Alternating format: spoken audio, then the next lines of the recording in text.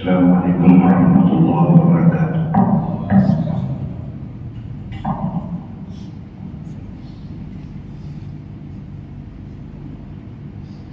Alhamdulillahi rabbil alamin, wassalatu wassalamu ala asyrafil anbiya'i wal mursalin,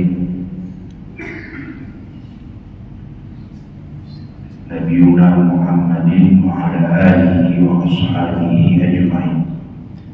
Allahumma 'allimna ma yanfa'una wanfa'na bima 'allamtana wa nas'aluka ilman nafi'an wa rizqan wasi'an wa 'amalan shalihan mutaqabbalan wa taqabbal minna innaka antas sami'ul 'alim wa tub 'alaina innaka antat tawwabur rahim.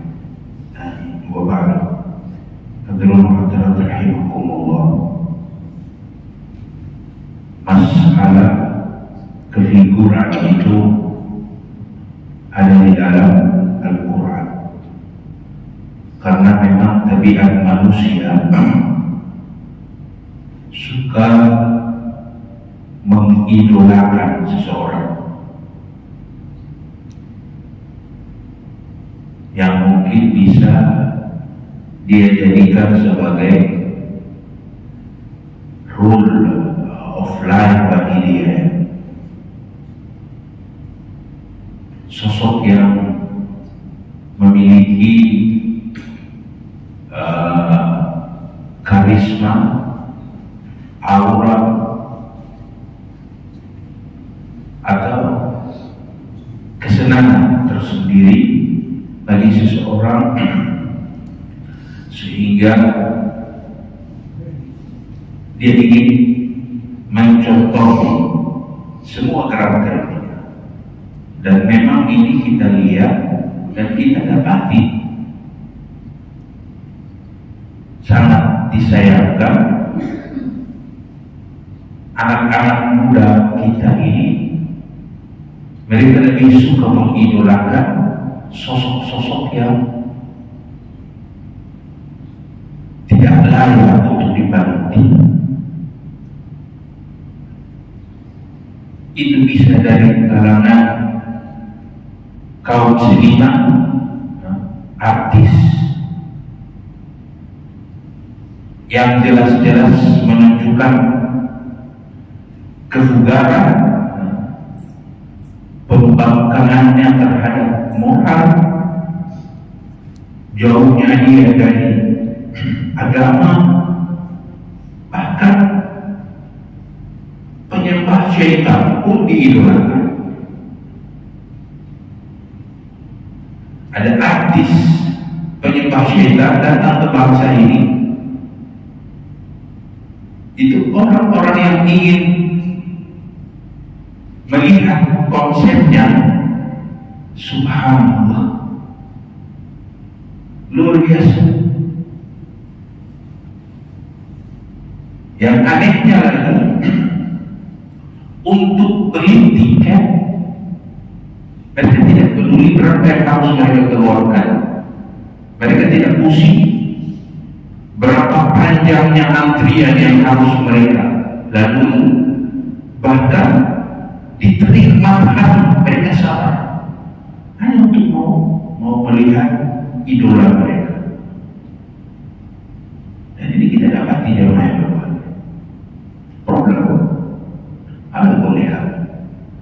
Jadi memang tabiat manusia itu sudah mengidolakan seseorang, dan ini ada perhatian di dalam Al-Quran, sehingga ada sosok-sosok yang direkomendasikan Allah untuk kita jadikan panutan, idola. Puncaknya Nabi Muhammad. Allah menyuruh kita untuk ikuti dia. Laqad kana lakum fi Rasulillahi uswatun hasanah. Dan bagi kalian itu adalah kejujuran, suri tauladan. dalam kepribadian Rasulullah, dalam kepribadian diri Nabi Muhammad SAW. Ada uswah hasanah, tauladan yang baik. Ya Allah berikan ini sosok yang baik untuk kalian, ikuti. Begitu juga Nabiullah Ibrahim. Allah mengabarkan bahwa laqad kana lakum uswatun hasanah fi Ibrahim. Sungguh bagi kalian itu ada suri tauladan yang baik dalam kepribadian Ibrahim. Walladzina ma'ahu, serta orang-orang yang bersama, dan juga orang-orang mukmin. Ada orang-orang mukmin yang disuruh oleh Allah kita seleksi baik, kemudian kita penuhi. Hanya orang-orang saleh luar biasa kepatuhannya kepada Allah Subhanahu wa Ta'ala, baik dari kalangan para sahabat, para kalangan tabi'in, atau sesudah mereka generasi salafus saleh, para imam-imam kita, Imam Syafi'i, Imam Maliki, Imam Ahmad, ataupun Imam Abu Hanifah, atau mungkin pejuang-pejuang Zulkarnain,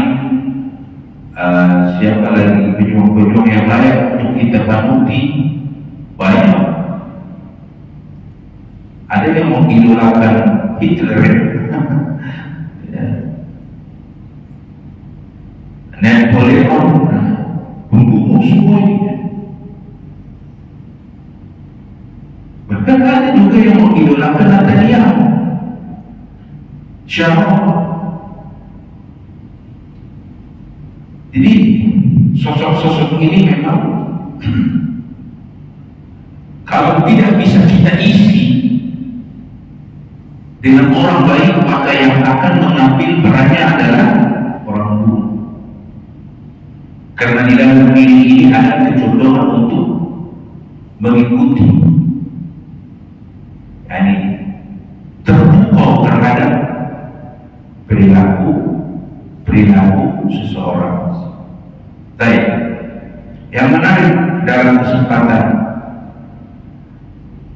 mulia ini, hadirin yang berbahagia, kita ingin bicara sisi dari sosok kenabian Ibrahim alaihissalam.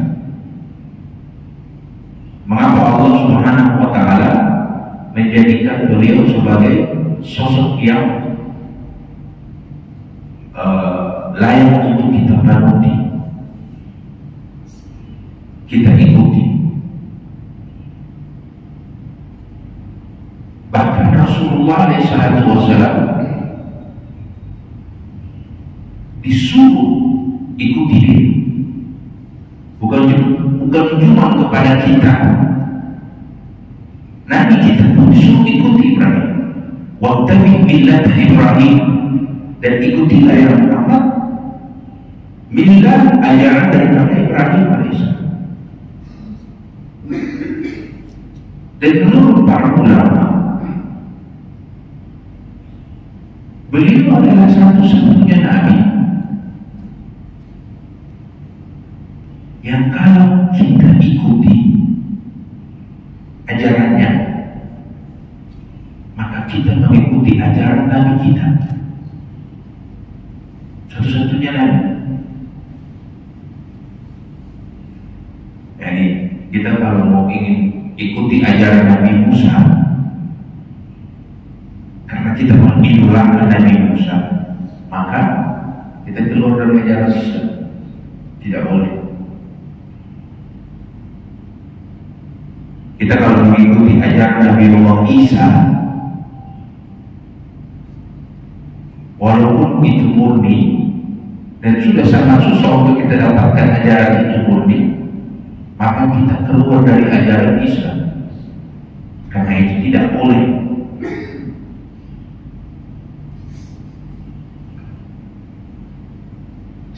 Seluruh nabi yang kita ikuti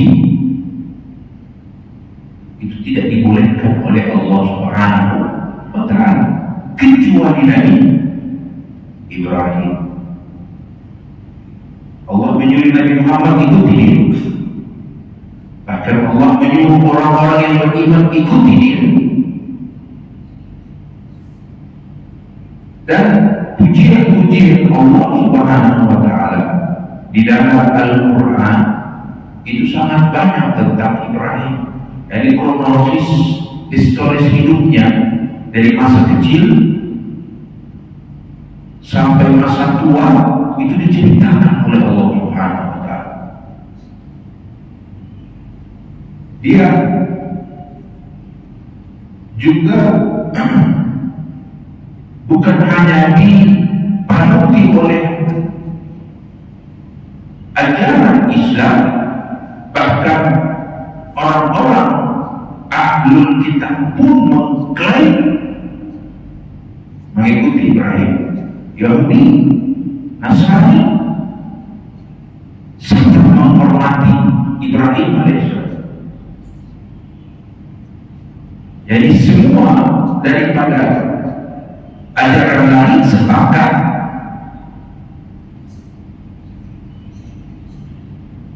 menghormati dan mengklaim pengikut ajaran setia Ibrahim alaihissalam. Beliau adalah Abul Anbiya, bapaknya para nabi. Ajaran Islam dari turunannya Ismail. Sedangkan ajaran Ahlul Kitab Nasrani maupun Yahudi juga dari turunannya Ishak. Karena dia punya dua anak, yang dari dua anak ini lahirlah agama lain. Coba bayangkan jemaah, kita tentunya akan heran mengapa orang-orang Yahudi itu begitu sangat membenci Islam. Padahal Islam ini masih bagian daripada ajaran nenek moyang mereka, Ibrahim. Ismail, Ishak bersaudara. Mengapa kebencian mereka kepada Islam? Karena ajaran ini turun kepada kakek mereka Ismail. Sedangkan kita begitu sangat menghormati ajaran kakek mereka Ishak daripada ajaran Yahudi dan Nasrani. Anda bisa melihat di saat keyakinan itu benar, maka akan melahirkan sikap dan tindakan yang baik. Akidah yang benar akan melahirkan sikap dan tindakan yang baik. Makanya di dalam ajaran Islam ini hal-hal yang baik begitu sangat ditekankan untuk kita hormati dan kita hargai, kita tempatkan dia di tempat yang tertinggi. Kemudian juga yang lain berbahagia. Allah Subhanahu wa Ta'ala berfirman, "Wadhkur fil kitabi Ibrahim, innahu kana siddiqan nabiyya." Dan ingatkan kepada mereka yang Muhammad di dalam Alkitab tentang Ibrahim.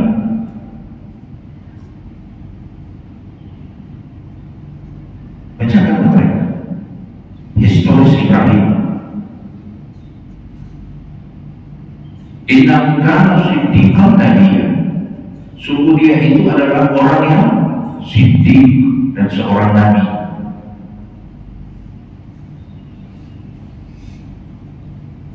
Nabi Ibrahim alaihissalam, kehidupan beliau ini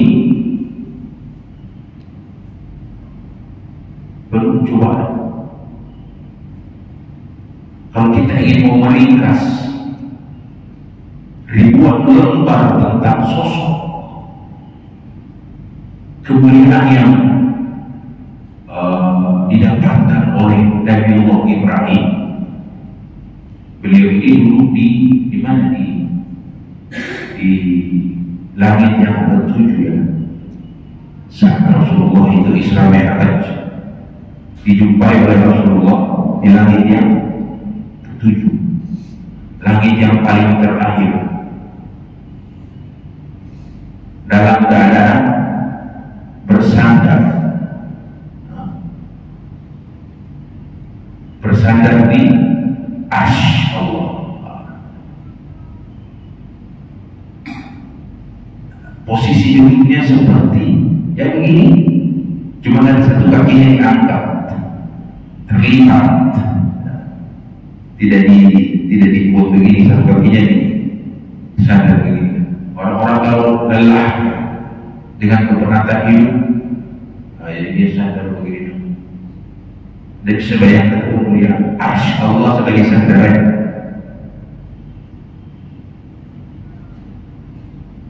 Jadi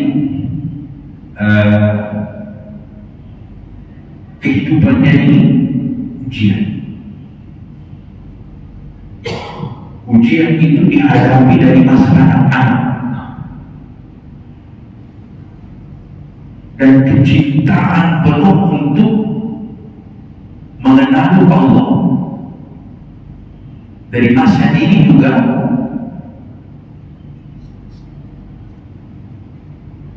ada gejolak spiritual, emosi spiritual untuk mau mengetahui Allah Subhanahu wa Ta'ala, pencipta. Dia bukan orang yang suka hanya mau mengikuti tradisi-tradisi kebiasaan orang nenek moyang mereka, rakyatnya, kaumnya, bahkan keluarga dekatnya. Dan ini sangat penting jemaah yang berbahagia, pembentukan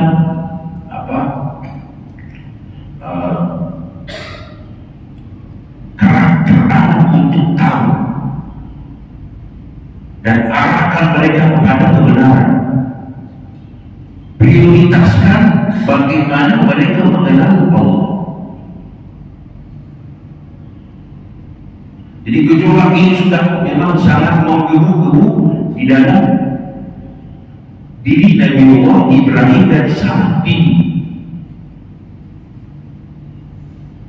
Jadi dia memberontak melihat patung. Kok bisa patung disembah? Logikanya apa ini? Dia tidak tunduk terhadap tradisi mayoritas kaumnya. Kita kan begitu. Ada kesesatan, tetapi didukung oleh mayoritas, kita terpaksa harus tunduk. Wa in tuti aktsara man fil ardh yudilluka an sabilillah. Jika kau mengikuti yang Muhammad, kebanyakan penduduk yang ada di muka bumi ini, keinginan kebanyakan penduduk yang ada di muka bumi ini, maka mereka akan menyesatkan dari jalan Allah. Jadi jika kita dapati ada gejolak memberontak ya, anak kita, sebenarnya ini sisi lain. Tinggal bagaimana kita arahkan agar upaya-upaya itu ditempatkan di jalan yang tepat. Karena proses pendidikan mereka itu proses tahapan awal sebagai bentuk pengembangan intelektual, kematangan intelektual mereka. Jadi Nabi Ibrahim kritis. Dia melihat bahwa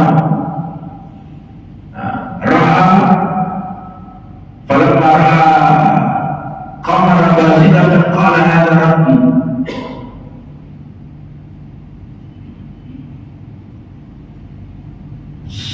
Tatkala dia melihat bulan nampak dengan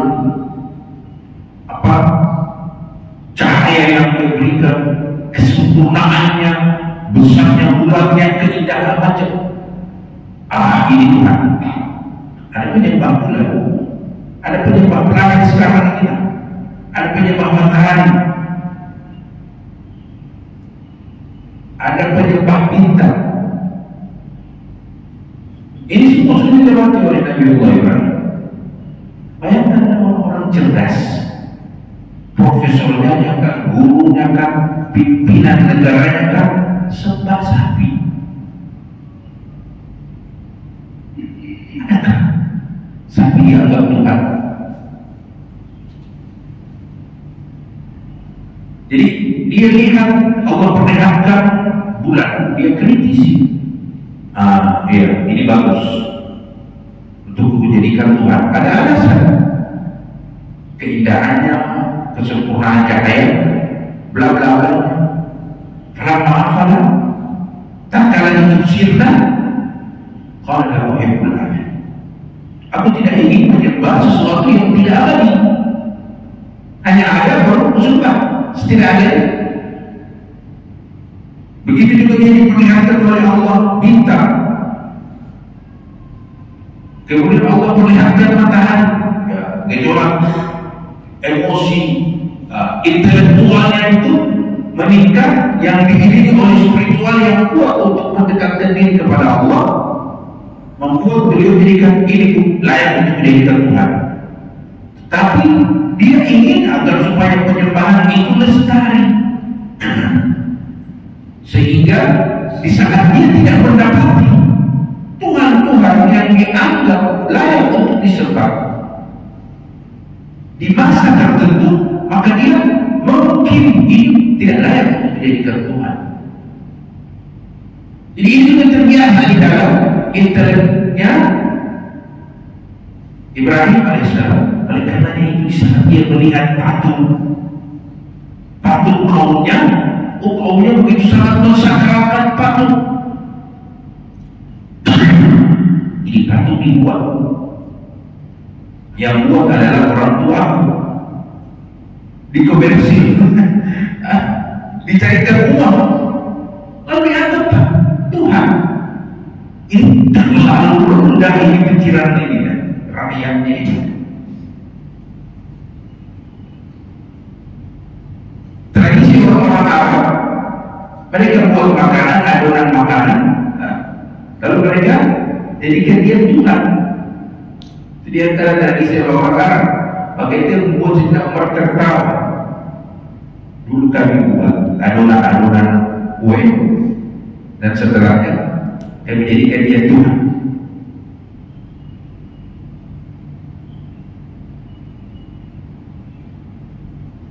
Semangat spiritualnya begitu sangat kuat,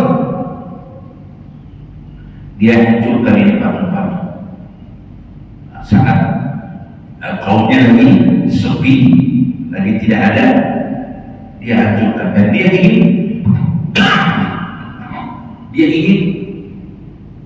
menguji intelektual kaumnya. Nabiullah Ibrahim ini dikenal dengan bapak yang paling jago berdebat. Dia berdebat dengan kaumnya di masa ini, sudah terbiasa, sehingga dia mau berdebat dengan Raja Namrud tentang ketuhanan. Saat Namrud berklaim aku Tuhan,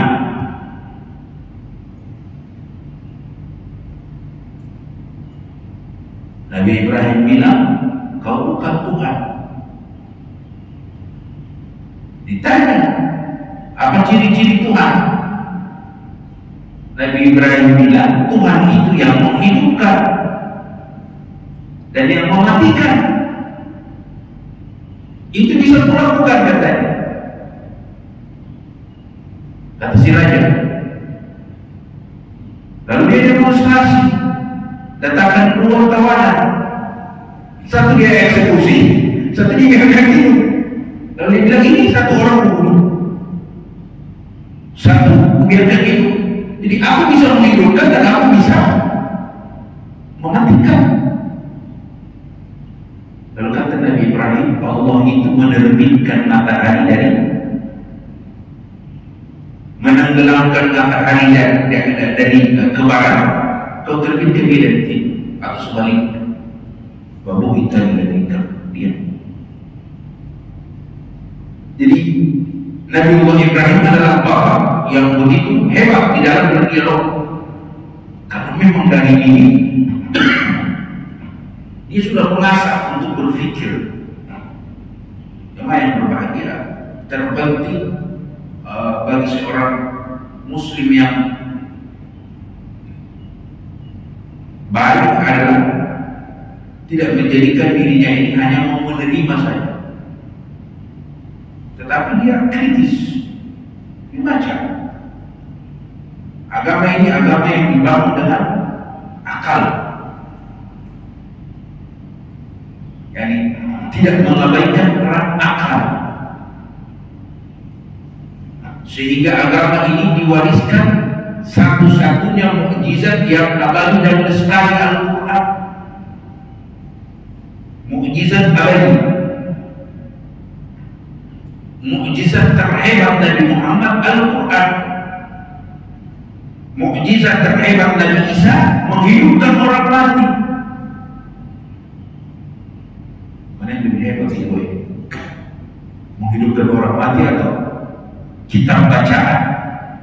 Bagi orang-orang awam melihat bahwa menghidupkan yang mati lebih hebat. Itu bagi orang-orang yang melihat fisik. Tetapi menghidupkan akal, menghidupkan rohani, menghidupkan intelektual seseorang, itu di dalam Al-Quran fungsinya. Dan ini lebih hebat, agar orang-orang lebih mengenal Allah Subhanahu wa Ta'ala. Nabiullah Isa saat mampu menghidupkan orang-orang yang mati, orang-orang itu untuk hidup dari kematiannya, berapa di kalangan mereka yang beriman kepada Allah? Terhitung sedikit.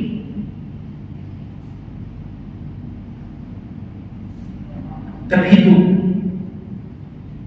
Tetapi kitab Al-Quran setelah menghidupkan akal-akal mereka untuk merenung melihat kebesaran Allah, ijaz maupun informasi-informasi pengetahuan yang diberitakan di dalam Al-Quran, berapa ribu orang telah mengenal Allah dan menyembah, masuk ke dalam Islam.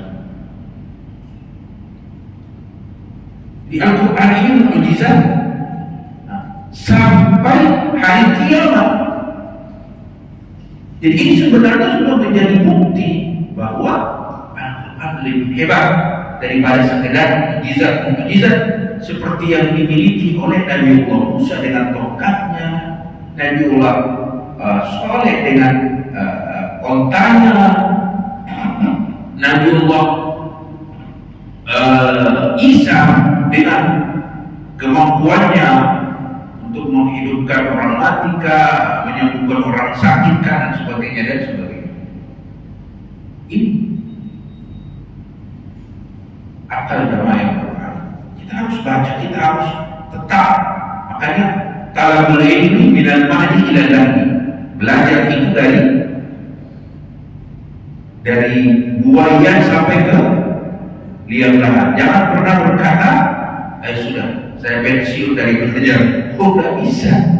Kita harus belajar terus. Kita harus memohon kepada Allah agar ilmu kita ini ditambahkan oleh Allah, jemaah yang berbahagia. Alhamdulillah, duduk semacam begini ini menambah referensi kita pengetahuan. Menghadiri majelis-majelis ilmu menambah pengetahuan kita tentang agama, pengetahuan kita tentang Al-Quran. Jadi orang-orang yang berpengetahuan itu, orang-orang yang mendapatkan kedudukan tinggi di atas, di sisi Allah Subhanahu wa Ta'ala. La yastawi alladziina ya'lamuuna wal ladziina la ya'lamuun. Kata Allah, tidak akan sama orang-orang yang berpengetahuan dan orang-orang yang tidak punya pengetahuan. Kata Allah, tidak sama. Jadi tidak mungkin Allah akan bermuamalah kepada hambanya yang punya pengetahuan dengan yang tidak punya pengetahuan itu sama. Tidak mungkin. Atas keadilan Allah. Ad-dinu akal. Agama itu adalah akal. La dina liman la aqla. Seseorang itu tidak dianggap beragama apabila dia tidak berakal. Yani dalam Islam beban ataupun taklif, hukum-hukum taklif itu dibebankan kepada pengikutnya di umur berapa? Umur balik kan? Umur balik 11, 12 atau 9 tahun, tergantung kondisi kebugaran fisik seseorang, baru ada perintah. Yang sebelumnya akalnya belum bisa. Orang gila yang dikategorikan berdosa karena akalnya. Orang mabuk juga tidak dikategorikan agama itu diangkat. Jadi dia mabuk dalam posisi melakukan kesalahan, maka tidak orang tidur, pingsan, akalnya tidak berfungsi, maka yurfa'ul qalam, kata Rasulullah. Pena catatan malaikat itu diangkat bagi orang-orang semacam begini. Jadi Nabiullah Ibrahim adalah sosok yang memang sangat tinggi, sudah begitu sangat mengembangkan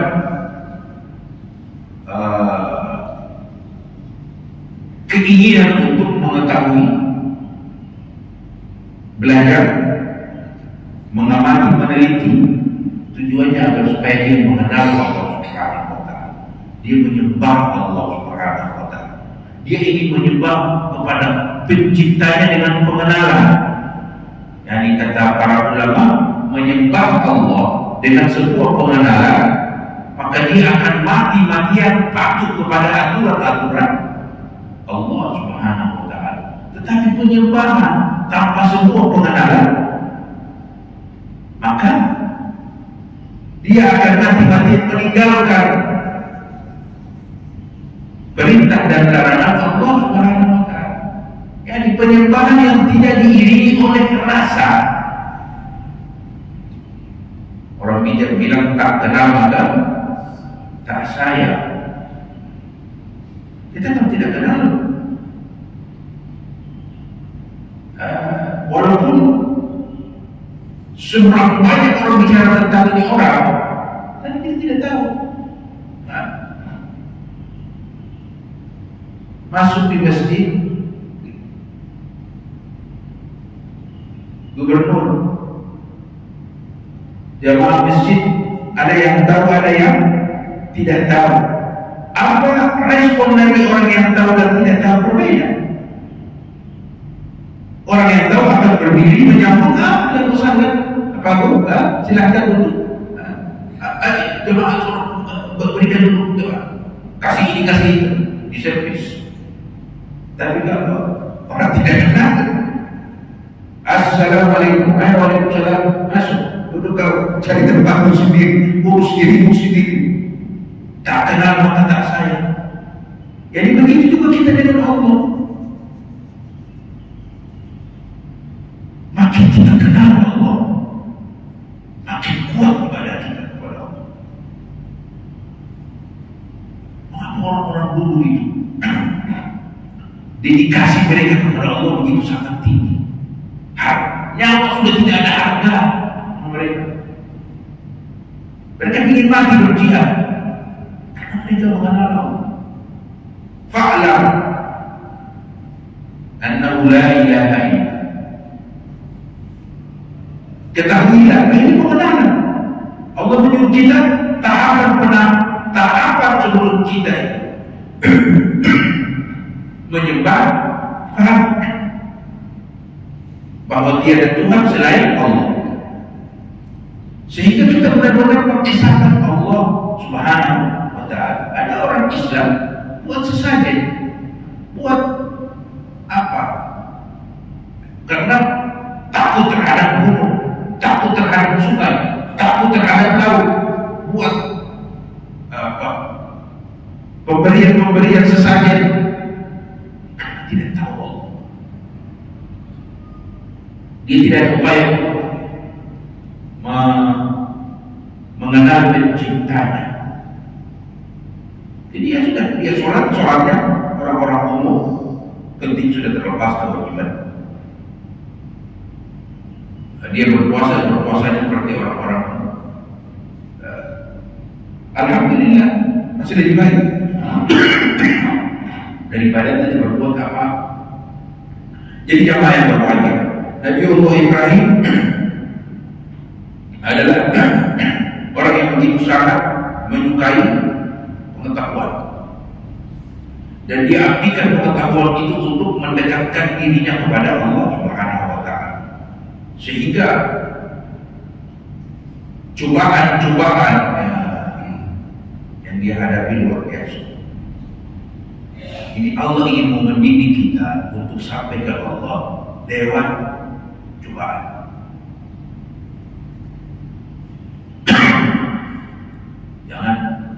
Jangan mimpi kita akan sampai kepada ketinggian tanpa melewati tangga-tangga cobaan.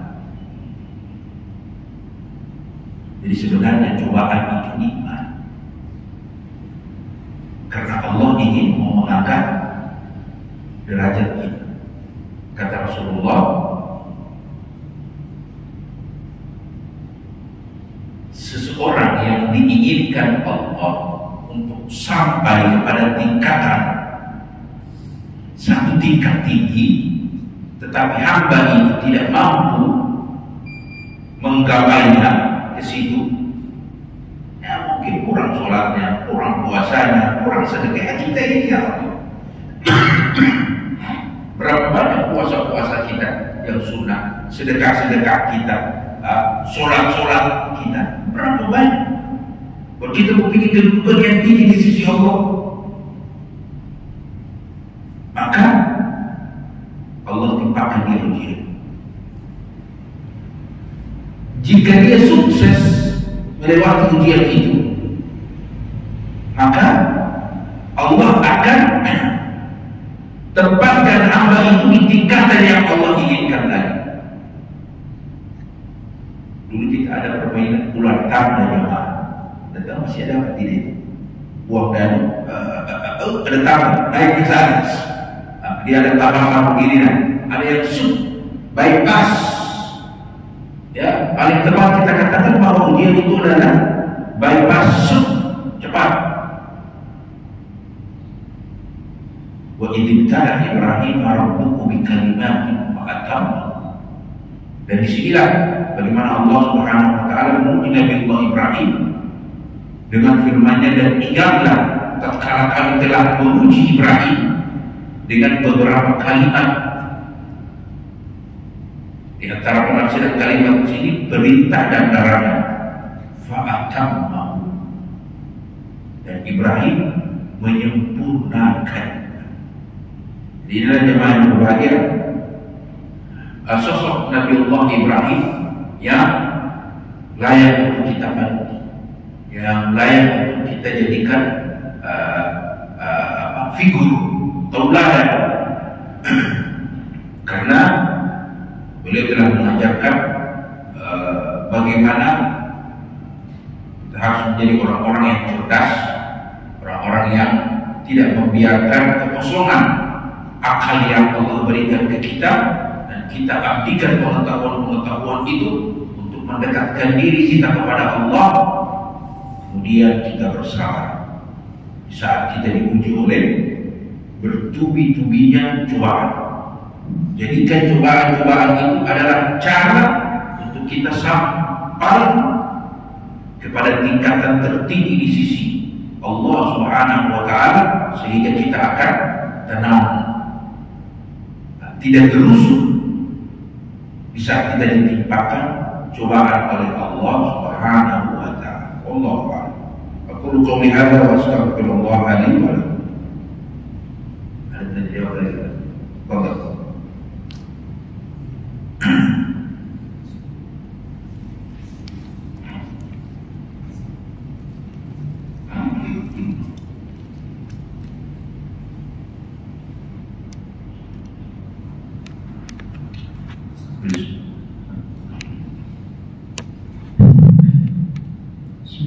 Assalamualaikum warahmatullahi wabarakatuh. Ustaz, yang ingin saya tanyakan, Ustaz, tatkala Nabi Ibrahim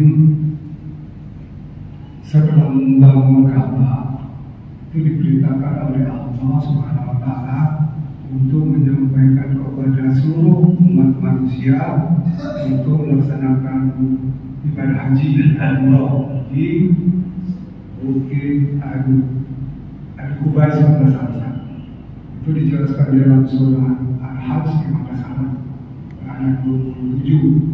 Pertanyaan saya ini, apakah ini perintah ini langsung bercakap dengan Allah Subhanahu wa Ta'ala? Karena kita tahu jarang kita dengar ini nanti. Beda dengan perintah kurban. Perintah kurban Nabi Ibrahim kan bermimpi sampai 3 kali. Kalau perintah haji ini gimana Ustaz? Apakah sama dengan Nabi Musa bercakap langsung dengan Allah Subhanahu wa Ta'ala di Bukit Sinai? Sekian dari kami. Assalamualaikum warahmatullahi wabarakatuh. Ini berkaitan dengan wahyu, dan wahyu itu sendiri beragam, diterima oleh setiap nabi. Dan Muhammad sendiri itu terkadang ada wahyu yang dalam bentuk Jibril datang berbentuk manusia sampaikan, ada dalam bentuk bisikan, ada dalam bentuk bunyi lonceng, beragam, ada dalam bentuk mimpi. Nah, Nabi Ibrahim melewati itu semua. Ada dalam bentuk perintah instruksi langsung, semacam sembelihan, menyuruh dia untuk wa'adzin linnas bil hajj, dan umumkan kepada manusia-manusia untuk melaksanakan haji. Jadi ini wahyu Allah kepadanya agar mengabarkan kepada manusia untuk mendatangi Baitullah sehingga mereka melaksanakan haji. Itu saat dia sadar. Ada dalam bentuk dia tidur, dalam bentuk mimpi, dan kata Rasulullah, mimpinya para nabi adalah wahyu. Jadi ini kembali kepada cara-cara para nabi itu menerima wahyu. Ada dia saat terjaga, ada mungkin dia mendengar dentuman lonceng. Biasanya kata Ibu Aisyah, itu Rasulullah itu sampai keringatan, seperti ada bunyi yang mereka lebih tahu kan. Kira-kira begitu sih proses bagaimana para nabi itu menerima wahyu dengan cara beraneka ragam, tetapi tujuannya wahyu itu sampai kepada mereka, tidak dalam bentuk satu cara. Kira-kira sudah bisa dipahami atau masih? Seperti Nabi Musa, apakah seperti Nabi Musa? Nabi Musa kan langsung bicara, ya itu terjaga. Itu diantara juga Rasulullah ada begitu. Kalau Nabi Ibrahim kan waktu haji Nabi Ibrahim dimintakan untuk memanggil manusia itu, apakah langsung juga bercakap? Dan intinya dia itu diperintahkan, ada wahyu yang memerintahkan panggil orang, seperti Rasulullah memerintahkan kita kan. memerintahkan kita untuk melaksanakan sesuatu. Jadi perintah itu wahyu. Isi, kita tidak bicara masalah isi ya, tetapi menyampaikan perintah, menyampaikan isi, itu yang jadi titik terpenting memahami wahyu. Jadi ada wahyu perintah, ada wahyu larangan. Wahyu perintah banyak, di antaranya Nabi Ibrahim disuruh untuk apa? Hijrah, bawa anakku ke Mekah. Itu kan wahyu. Bawa anakku ke Mekah, wahyu. Kemudian diperintahkan tinggalkan mereka sendiri, wahyu. Sembelih anak, wahyu. Ada orang untuk ibadah, wahyu. Ini ya. Jadi kira-kira sudah bisa ya. Jadi kita tidak permasalahkan tentang isi wahyu.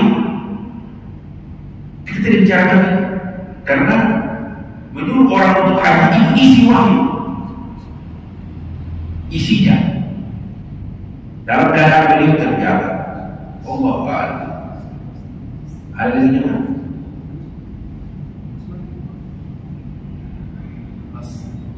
Wes, oh ada.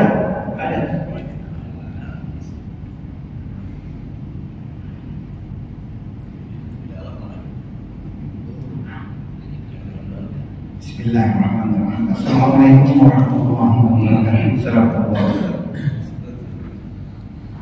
Apa yang sudah Ustaz jelaskan tadi, stressingnya itu adalah pada Nabi Ibrahim. Sementara kita umat Islam ini, Muslim, itu meneladani Rasulullah. Nabi kita, Nabi besar Muhammad SAW. Jadi artinya stressing tadi sebetulnya kalau kita sampaikan bahwa kita ini meneladani Rasulullah SAW, itu otomatis kita meneladani Ibrahim. Betul. Jadi poinnya itu adalah apa yang disampaikan oleh Rasulullah, bahwa kita ini cuma dua titipan beliau, bahwa kalau kamu mengikuti Al-Quran dan hadis, maka kamu akan selamat dunia akhirat. Jadi artinya semua apa yang telah disampaikan oleh yang terdahulu itu semua dirangkum ada pada hadis, pada Rasulullah SAW. Oleh karena itu, apa yang kita mungkin selama ini kita ketahui, bahwa kita mendapat informasi yang hanya bisa memberikan syafaat, artinya hanya Rasulullah SAW. Yang lain tidak bisa kepada umatnya. Mulai Nabi Musa, Nabi Isa, mereka hanya nafsi-nafsi. Betul. Kira-kira begitu, Ustaz. Terima kasih. Jazakumullah khair. Iya. Tentunya kita itu kalau tahu Ibrahim, lebih mengetahui Rasulullah, kita akan tahu bahwa seluruh Rasulullah itu adalah terinspirasi daripada kepribadian Nabiullah Ibrahim. Karena Allah menyuruh dia sendiri ikuti Ibrahim. Ikuti. Jadi ajaran tauhidnya, pengorbanannya, dia memahami semua. Bahkan puncaknya, dia mengatakan bahwa Ibrahim itu bukan hanya seorang nabi, tetapi kakek. Kita lihat bagaimana Rasulullah Isra Mi'raj, dia berjumpa dengan nabi ini, dengan nabi itu di langit pertama, langit kedua. Dia panggil semuanya saudara. Ya, para nabi memanggil sesama itu saudara, kecuali Nabi Ibrahim dan Nabi Adam. Dia memanggil kakek. Itu sangat dia menghormati kedua sosok ini. Nah, jadi yang antum katakan itu sangat luar biasa sih. Bahwa intinya bahwa ajaran Rasulullah itu millat abikum Ibrahim. Dia adalah ajaran bapak kalian Ibrahim. Semua klaim ahli kitab tentang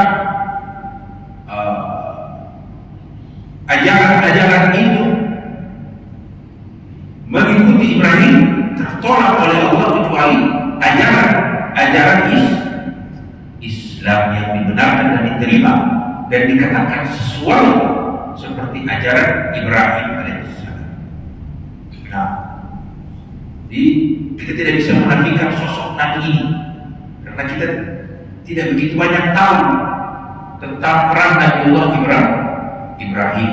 Bahkan begitu sangat dekatnya ajaran Ibrahim dan ajaran Islam di dalam surat kita tidak melupakan doa untuk Nabiullah Ibrahim setelah kita mendoakan Nabi kita, Allahumma sholli ala Muhammad wa ali Muhammad kama shallaita ala Ibrahim wa ali Ibrahim fil alamin innaka Hamidum Majid.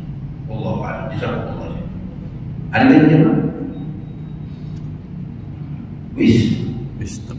Subhanakallahumma bihamdika asyhadu an la ilaha illa anta astaghfiruka wa atubu ilaik. Wassalamualaikum warahmatullahi wabarakatuh.